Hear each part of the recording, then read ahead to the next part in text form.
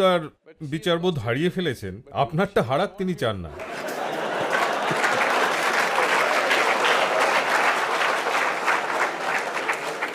তো আমার প্রশ্ন হলো, মদ হোক বা অন্য কিছু, জীবনে কেন আমরা অন্যের মতামত নিয়ে এত উদ্বিগ্ন হই, আর কি করলে এটি আমাদের সুখী হওয়ার পথে বাধা হয়ে দাঁড়াবে না?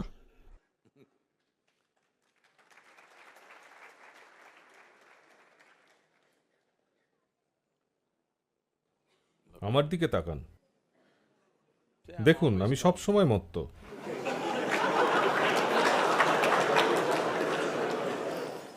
কখনো নেশার বস্তু ছুঁইনি, কিন্তু সব সময় মত্ত।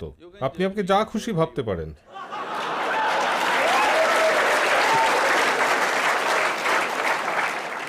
কারণ একটা জিনিস হলো, আমি এমনভাবে মত্ত হয়ে থাকি যে বিচারবোধ একেবারেই হারাই না।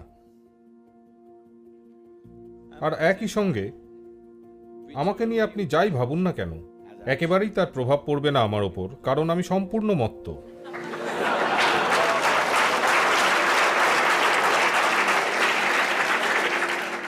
তা সত্ত্বেও বলবো, কেন এই মদ্যপান করা এবং অন্যান্য নেশার ড্রাগের ব্যবহার পৃথিবীতে এভাবে বেড়ে চলেছে, তার কারণ হলো সব স্বর্গগুলো ধসে যাচ্ছে।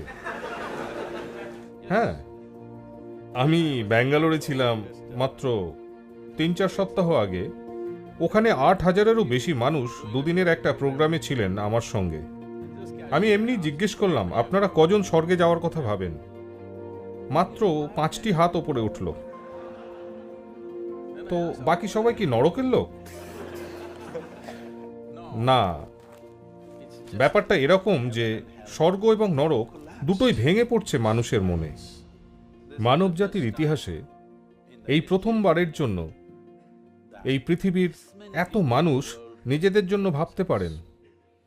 তা না হলে আপনার পুরোহিত, আপনার মোল্লা, আপনার পণ্ডিত অথবা কোনো বই আপনার জন্য ভাবত। এই প্রথমবার এত মানুষ নিজেদের জন্য ভাবতে পারছেন। তারা ঠিক ভাবছেন না ভুল ভাবছেন সেটা নিয়ে অনেক প্রশ্ন আছে। তারা ঠিক ভাবুন ভুল ভাবুন, কিন্তু তারা ভাবছেন। তাই সব অযৌক্তিক জিনিস স্বাভাবিক নিয়মে ভেঙে পড়ছে। এখনো এই প্রজন্ম এর থেকে পুরোপুরি বেরিয়ে আসতে পারেনি। এখনো ভয় আছে। তারা খোলাখুলি বলতে পারে না যে ওই উদ্ভট স্বর্গ নরক বলে কিছু নেই। তারা এখনো ভয় পায় এটা নিয়ে, কিন্তু নিজেদের জন্য ছোট্ট স্বর্গ তৈরির চেষ্টা করছে এখানেই। তো দাঁড়ান দাঁড়ান দাঁড়ান, তো স্বাভাবিকভাবেই তারা যখন এটা করতে পারছে না নিজেদের বুদ্ধি দিয়ে, তারা নেশার বস্তুর পিছনে ছুটছে। আজকাল খুব ধনী সমাজের কথা ধরা যেতে পারে, কারণ প্রত্যেকটি সমাজই ওই রকম হতে চাইছে। আপনি আমেরিকা যুক্তরাষ্ট্রের কথাই ধরুন, যেটা এই গ্রহের সবচেয়ে ধনী দেশ এই মুহূর্তে। ৭০% আমেরিকাবাসী প্রেসক্রিপশনের ওষুধের ওপর রয়েছেন, বাকি ৩০% অবশ্যই চোরাপথে এটা কিনছেন।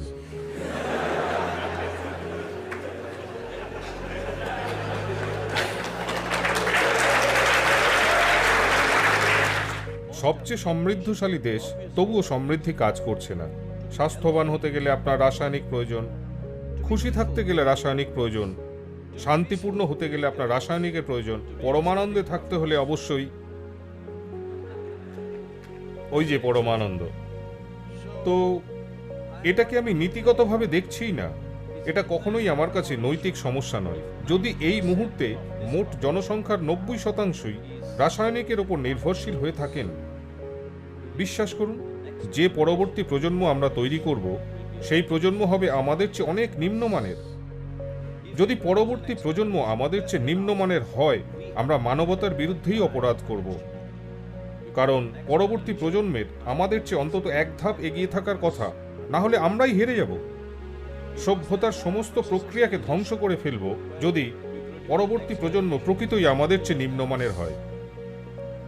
তো আমরা সেদিকেই এগোচ্ছি দ্রুত গতিতে, যদি না আমরা প্রতিটি মানুষকে শেখাই How to simply sit here and be blissed out. কিভাবে শুধু এখানে বসেই আনন্দে ভেসে যেতে হয়। যথেষ্ট মত্ত, তাই না? দেখুন, কিন্তু আমি কি যথেষ্ট সচেতন, যথেষ্ট সতর্ক, যথেষ্ট স্পষ্ট নই? যদি এভাবে নিজেকে নেশাগ্রস্ত করতে পারতেন, আপনার বিচারবোধ না হারিয়ে, আপনার সচেতনতা না হারিয়ে, আপনার বুদ্ধিমত্তা না হারিয়ে, তাহলে এটা দারুণ ব্যাপার হতো। মাদকতা এক চমৎকার জিনিস। সমস্যা একটাই যে এটা আপনার বিচার বুদ্ধিকে ছিনিয়ে নেয়, বুদ্ধিমত্তাকে ছিনিয়ে নেয়, আপনাকে অক্ষম করে দেয়। সমস্যা এটাই, তাই না? এটা সত্যি কি না? যে কাউকে জিজ্ঞেস করুন। আপনারা চিকিৎসা বিজ্ঞানে নেই, কিন্তু কাউকে জিজ্ঞেস করুন, এটা কি সত্যি যে এই শরীরটা এখানে ব্রহ্মাণ্ডের সবচেয়ে বড় রাসায়নিক কারখানা, যে ব্রহ্মাণ্ডকে আমরা জানি অন্তত সেখানে? একমাত্র সমস্যা হলো আপনি একজন অদক্ষ ম্যানেজার। যদি জানেন কিভাবে এটাকে সামলাতে হয়, আমার মতো হতেন পরমানন্দে পরিপূর্ণ, যে কেউ যা খুশি বলতে পারেন, যা খুশি করতে পারেন। এটা শুধু এটার মতোই, কারণ এই অধিকার আমি কাউকে দিইনি যে কেউ আমাকে খুশি করতে পারেন, কেউ আমাকে অখুশি করতে পারেন, কেউ আমাকে যন্ত্রণা দিতে পারেন। এই মুহূর্তে আপনি অন্য লোকের মতামতের ভরসায় বেঁচে আছেন। এভাবে আপনি কোথায় যেতে চাইছেন? যে কেউ আপনাকে ধ্বংস করতে পারে। আপনি বাইরে গেলেন আর কেউ আপনাকে বলল, শ্রেয়া, আমি যত মানুষ দেখেছি তার মধ্যে আপনি সবচেয়ে চমৎকার মানুষ। তখন আপনি ভাসতে লাগলেন মেঘের ওপর।